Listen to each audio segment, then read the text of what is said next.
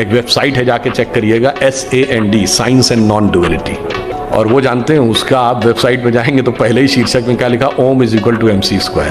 किसी चीज को प्रूव करने के लिए एक वेबसाइट का हवाला दे रहे हैं और जो फॉर्मूला है वो है E इक्वल टू MC²। उसमें E से E को आपने रिप्लेस कर दिया ओम से। कि आपने एक जो महान वैज्ञानिक हैं उनकी जो खोज है उसका तो आप अपमान कर ही रहे हो, साथ में साथ आप अपने ग्रंथों का अपमान भी कर रहे हो।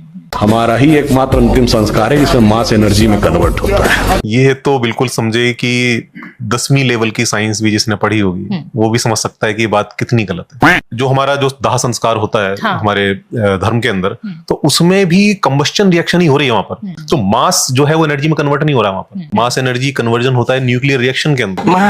जाता शून्य किसने दिया? आर्यभट्ट ने खोजा। अरे भाई, आर्यभट्ट ने खोजा नहीं, आर्यभट्ट की किताब में पहली बार तुमको लिखा हुआ मिला। अच्छा, वास्तविकता यह है कि शून्य वेदों से निकला। शून्य का बेसिकली जो कॉन्सेप्ट है वो ये है कि ये एक नंबर सिस्टम है पूरा, और उस नंबर सिस्टम के बारे में वेदों में कहीं स्पष्ट रूप से कहीं ऐसा कोई वर्णन नहीं है जिससे आप वो नंबर सिस्टम क्लियर हो रहा हो आपको। तो भगवान राम की जो कुंडली निकली है वो जब नासा के प्लैनेटोरियम सॉफ्टवेयर में डाली गई तो 7114 समथिंग BC की डेट निकल आई। आप ये कह रहे हो कि उसमें ये करके इतने 7000 समथिंग BC की डेट आ गई, लेकिन रामायण क्या कहती है? रामायण भी तो पढ़ो। अब रामायण कहती है कि रामचंद्र जी ने उसके बाद 11,000 साल तक शासन किया। तो 11,000 साल का तो उनका शासन ही हो गया। आप कह रहे हो 7000 BC की डेट आ गई, तो ये कैसे मैच करेगा? और फिर जो रामायण है, जो घटना है, वो त्रेता युग की घटना है। त्रेता युग का मतलब हो गया लगभग आज से 11 लाख साल पहले। हाँ, अगर हम पुराणों को माने, जो उसमें दावे करते हैं, जो उसमें उसके हिसाब से जो कैलकुलेशन है उसको माने तो 11 लाख साल पहले तो होमो सेपियंस ही नहीं, तो होमो इरेक्टस घूम रहे थे यहाँ पर। कैप्टन ने सबसे पहले बताया कि 9 ग्रह होते हैं।